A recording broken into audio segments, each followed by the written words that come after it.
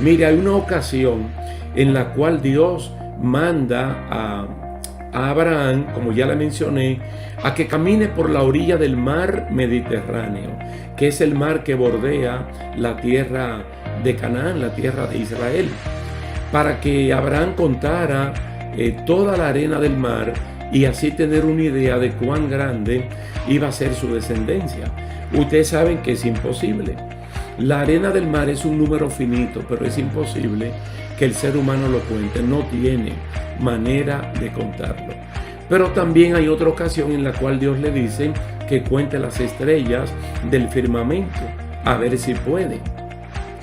Entonces, con estas experiencias, Dios lo que hace es que fortalece la fe de su siervo. Dios le daba la oportunidad a Abraham de afirmar el significado de su nombre.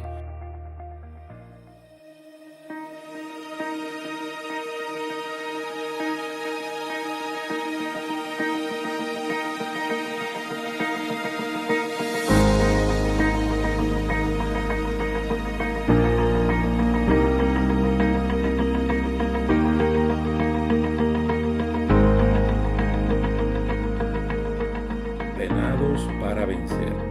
En el día de hoy vamos a ver el capítulo número 3. Abraham, un príncipe de Dios. Un príncipe de Dios que establece un modelo, un paradigma.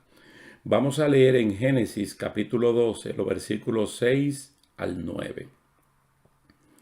Y Génesis 23, 6. Génesis 12, 6 al 9 y Génesis 23, verso 6. Y lo vamos a leer en Reina Valera del 60. Y pasó Abraham por aquella tierra hasta el lugar de Siquén, hasta el encino de More. Y el cananeo estaba entonces en la tierra. Y apareció Jehová a Abraham y le dijo: a tu descendencia daré esta tierra. Y edificó allí un altar a Jehová, quien le había aparecido.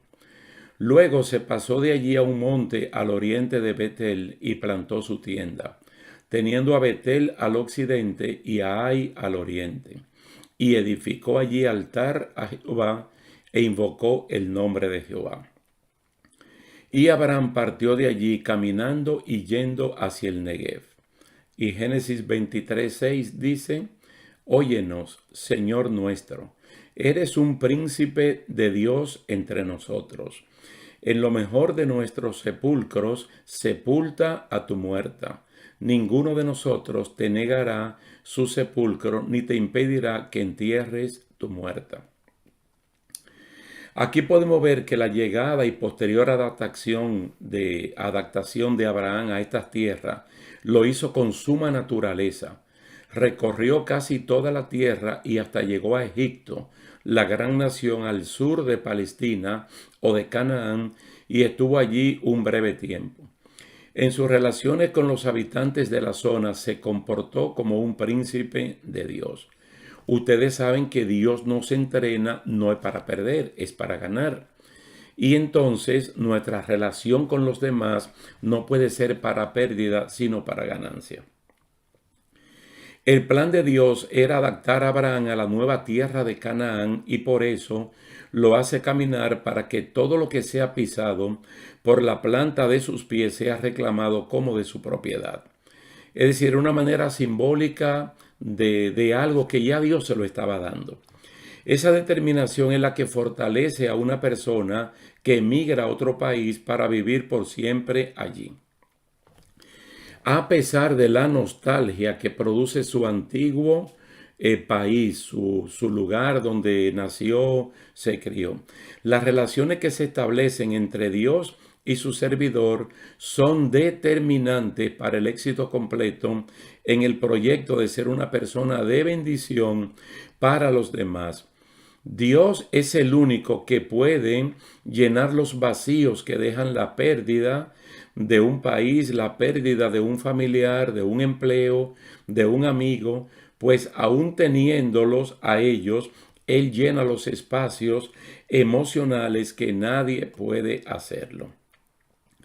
Porque a veces vemos a un Abraham y no lo vemos como un ser humano. sal de tu tierra, de tu parentela, vete a la tierra que yo te mostraré, y ya como que las cosas ocurren de un versículo a otro. Y no es tan fácil, porque en Ur de los Caldeos se quedó su historia. Se quedó la historia de sus padres, de los abuelos, de los bisabuelos, de los tatarabuelos, de esos clanes que se iban formando, porque los clanes, dentro de las cosas positivas que tenían, era la familiaridad y la dependencia de uno a otro. Entonces todo eso queda atrás cuando Dios llama a este hombre, y en el proceso que él le responde a Dios, el Señor va tratando con él. Abraham reconoció su identidad no solo en el hecho de que lo llamaran el hebreo, Abraham el hebreo, que ambos para él son dos nombres nuevos, porque él originalmente se llamaba Abraham, que fue el nombre que le colocó su padre Taré el día que nació o el día que lo registró. Padre enaltecido. Ahora Dios se lo cambió a Abraham, que significa padre de muchedumbre, pero las personas de Canaán le colocan el hebreo, para dar a entender que él vive allí, pero no es originario de allí, sino que él viene de la otra parte del río. Es decir, que cruzó el río Éufrates para llegar a la tierra de Canaán. Ustedes se van a dar cuenta más adelante que hay cierto parecido entre ese Abraham, que previamente se llamaba Abraham, y luego le colocan el hebreo, y nosotros, los que vivimos en este tiempo. Jesucristo dijo que estamos en el mundo, pero no somos del mundo. Y luego Dios utiliza a Pablo y le revela que nuestra ciudadanía no es de la tierra, sino del cielo. Y que la gente debería identificarnos como personas que, aunque vivimos aquí, tenemos un estándar de vida muy distinto al que tiene la mayoría de las personas. Entonces, Abraham, como le llamaban el hebreo para distinguirlo de los demás cananeos, él entendió, él comprendió a Dios y aceptó sin dudar los planes de Dios para bendecir a todas las familias de la tierra. Podía venir tiempo de angustia o tiempo de escasez, pero Abraham sabía en quién había creído, con todo y que él falló en algunas ocasiones. La nostalgia de haber dejado a su padre en Harán era suplida por la presencia de un Dios amoroso, compasivo y de cuidado tierno. Que uno mismo diga que es un príncipe no es nada, es decir, cuando la boca de uno lo alaba a uno, eso no tiene ninguna validez, pero que el testimonio de los demás nos señale como hombres y mujeres de tantas bendiciones, que lleguemos a ser a los ojos de los demás como príncipes y princesas de Dios, eso sí que tiene mucho valor para nosotros, como ya leímos en el verso 6 de Génesis capítulo 23. Es decir, son los demás que están diciendo, tú eres como un príncipe de Dios entre nosotros. Y uno se pregunta, ¿cómo actúan los príncipes de Dios?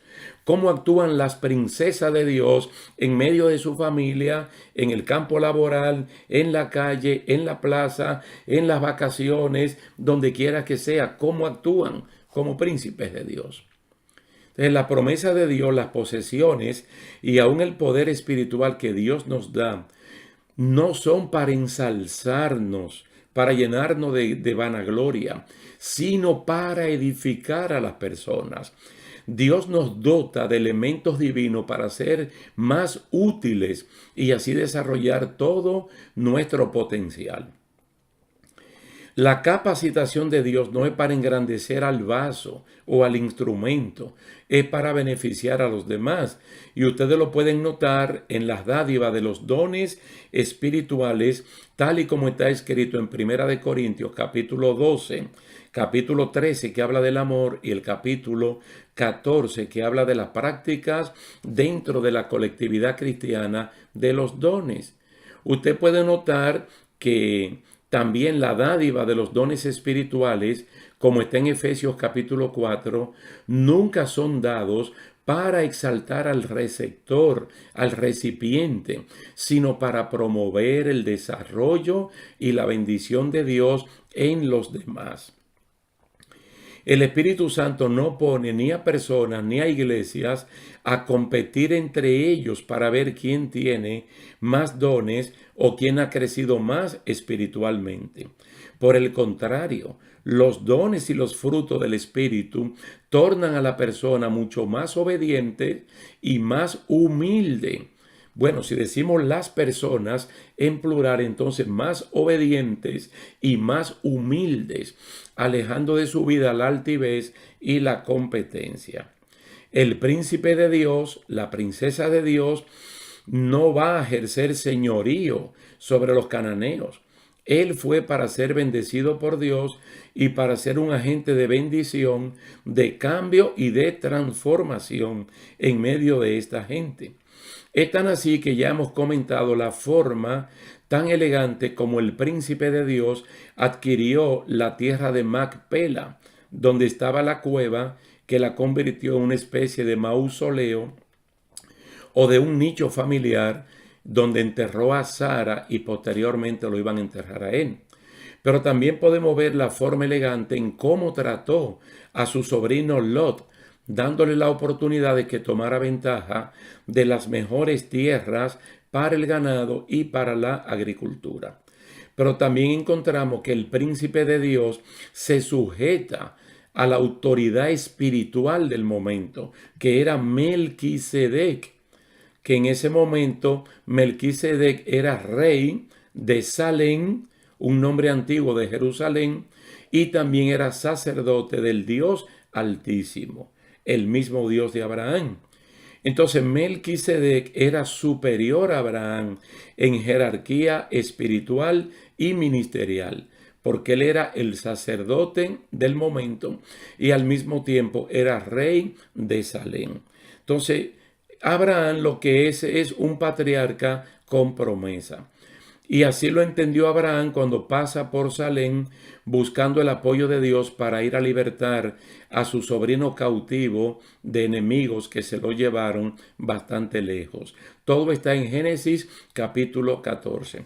Ustedes ven la actitud de un príncipe de Dios, de una princesa de Dios, que no es para hacer un espectáculo con lo que recibe de parte del Señor. Por el contrario, es para ser un agente de bendición.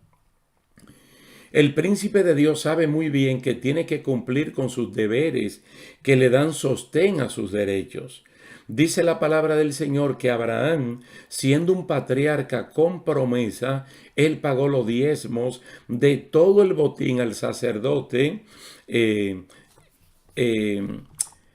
¿cómo se llama? Al sacerdote, se me olvidó el nombre momentáneamente, de ese tiempo. Entonces, a Melquisedec. Ustedes saben que estamos en vivo y de momento la mente puede traicionar a uno.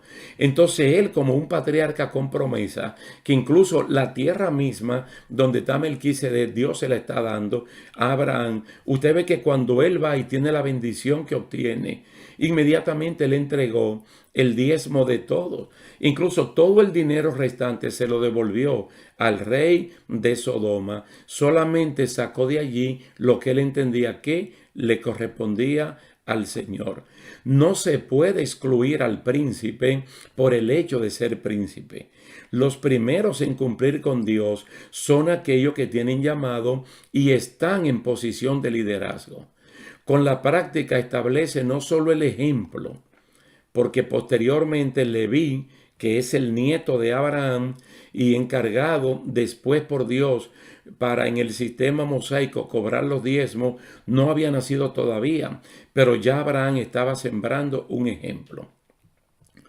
Si los cananeos pueden ver en Abraham a un príncipe de Dios por el cual ellos son bendecidos, si pueden ver a un Melquisedec por el cual han recibido paz y justicia, quiere decir que el que no conoce a Dios lo puede hacer a través de aquellos que con su testimonio y ejemplo demuestran tener valores del reino de Dios. Es así como el Salmo 67, que es considerado por algunos como el Padre Nuestro del Antiguo Testamento, como la oración modelo del Antiguo Testamento, resalta varios aspectos de la bendición. Y uno de ellos es que la recibimos para exaltar a Dios y no al receptor. Esto impide que uno mismo sea adorado o vanagloriado por haber recibido de Dios un favor. Otro aspecto tomado en cuenta es que la persona bendecida presenta a Dios con su testimonio y teme a Dios por esto. Ustedes se dieron cuenta en la lectura, en la primera lectura del capítulo 12, los versículos del 6 al 9, en 3 ocasiones se menciona cómo este hombre podía levantar un altar y sacrificar al nombre de Dios. Esto es lo que permite a Abraham ser un príncipe, reconocido por los habitantes originales de Canaán. Abraham es definido como una persona de bendición, no por la teoría de decir que lo es, porque nunca es bueno que uno mismo se alabe, sino que en la práctica demostró lo que era. Nosotros podemos presentar mucho más adelante el ejemplo de una persona que admiramos mucho. Digo, no solamente a él, admiramos mucho a Job como hacendado y como un promotor de empleos y que tenía muchísimos empleados y el trato que le daba. Pero el caso de Daniel. Daniel es otra persona llena de promesas de parte de Dios, pero que es un hombre que responde al llamado de Dios. Dice que en una ocasión el rey de entonces estaba como proponiendo colocar a Daniel como el jefe federal, el jefe imperial del Ministerio de Hacienda o de Negocios. Entonces él pensó en Daniel. Entonces Daniel fue evaluado a escondidas por otros funcionarios del gobierno donde laboraban. Chequeaban desde sus horarios de trabajo hasta su vida personal, cuando oraba a Dios. Concluyeron en que no había ni vicios ni faltas como para acusarlo de mala conducta. Ellos fueron quienes dijeron que Daniel era una persona pulcra en la administración de los recursos del Estado, incluyendo la administración de su tiempo laboral. La única diferencia entre estos dos casos fue que los observadores de Daniel lo hicieron por envidia y los que observaron a Abraham lo hicieron como un acto de reconocimiento de lo bueno que era tener a una persona habitando en medio de ellos. Lo mismo ocurrió, como le digo, porque hay otros casos, como el caso de José y el caso de Mardoqueo. Y también en el Nuevo Testamento hay otros casos también.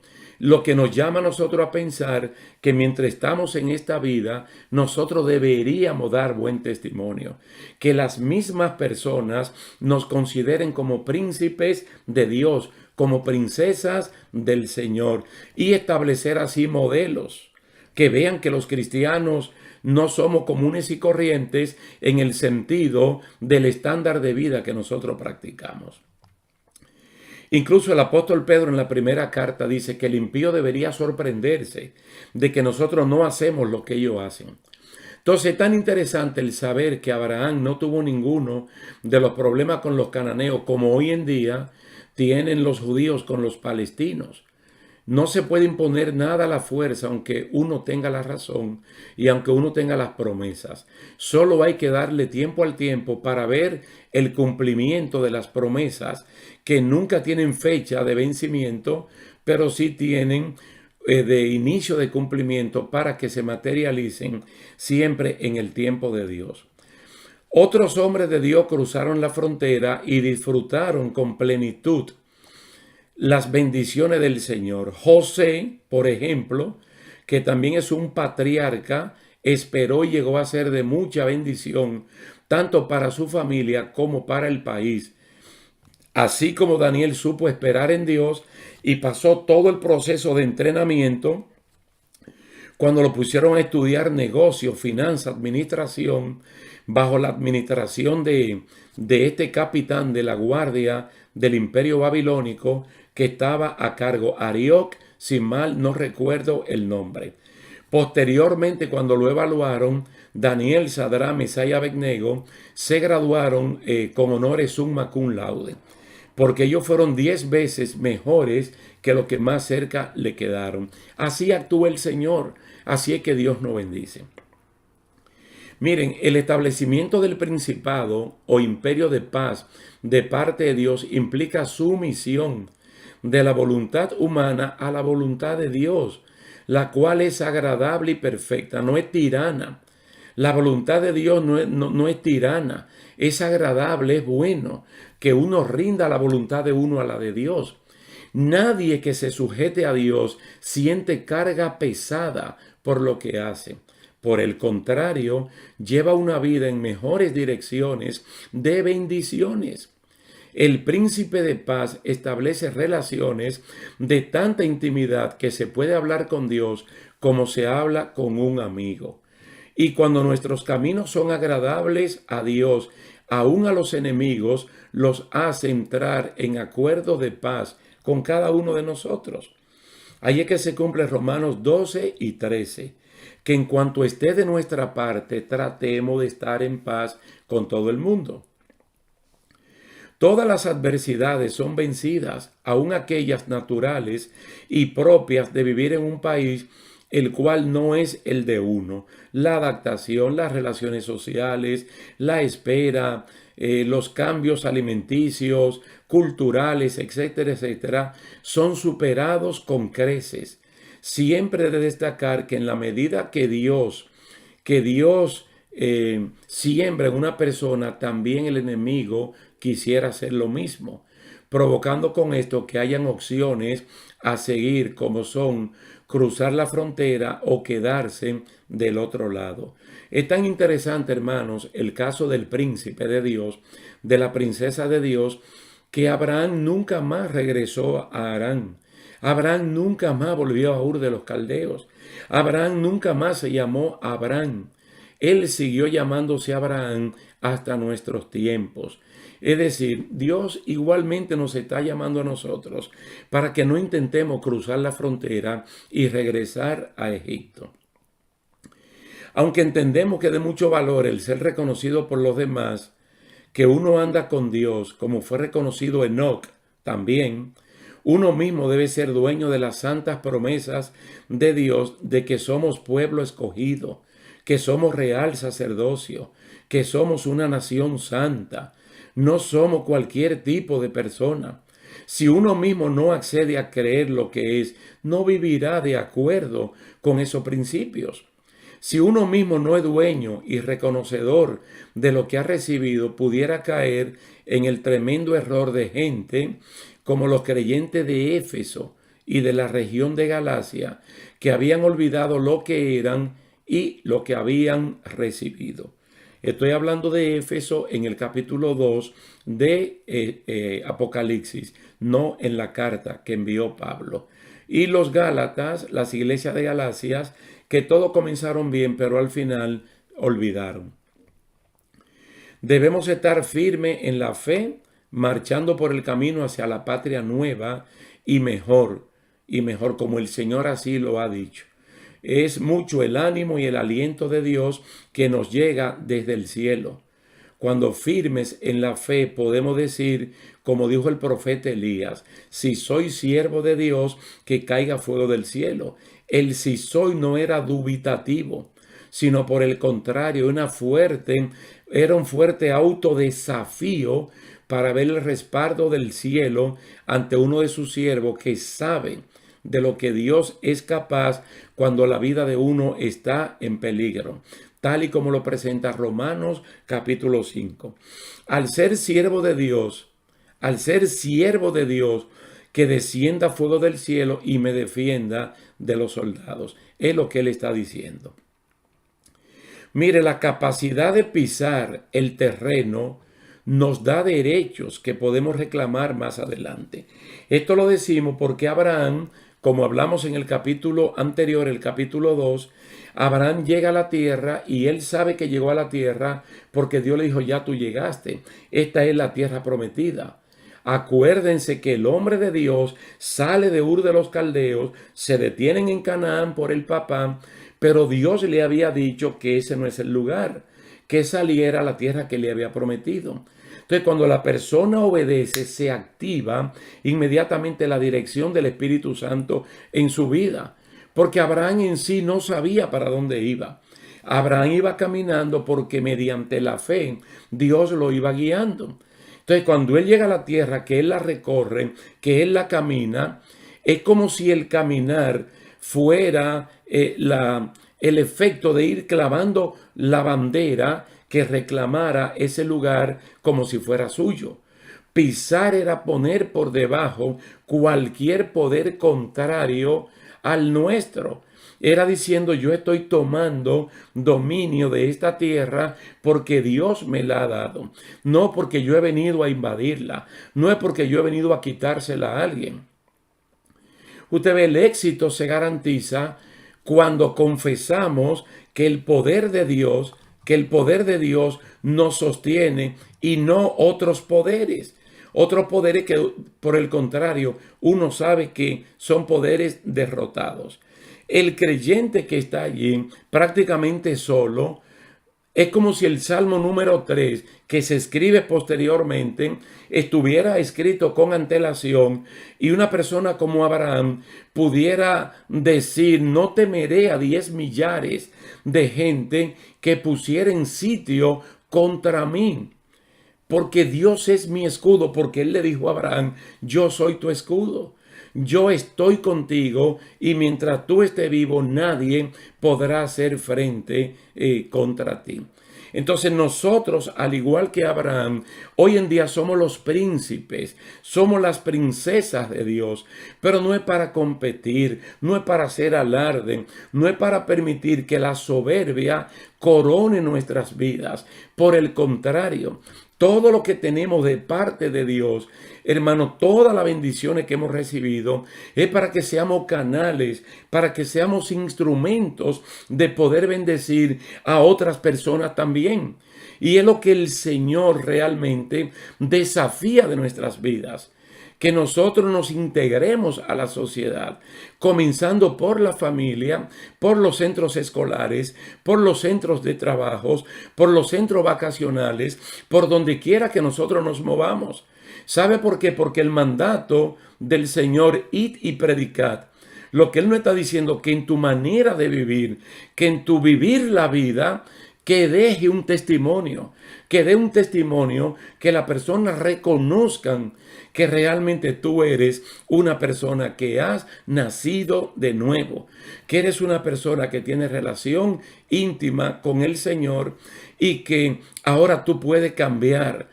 Tú puedes ser un modelo en medio de una sociedad que está perdida, andando sin Cristo y sin esperanza. Vamos a dejarlo hasta aquí, queridos hermanos, esperando en el Señor que nos dé una oportunidad de vernos más adelante en la siguiente ocasión. Así es que muchas gracias por la atención prestada, gracias le damos a Dios y hasta la próxima. Que Dios les bendiga.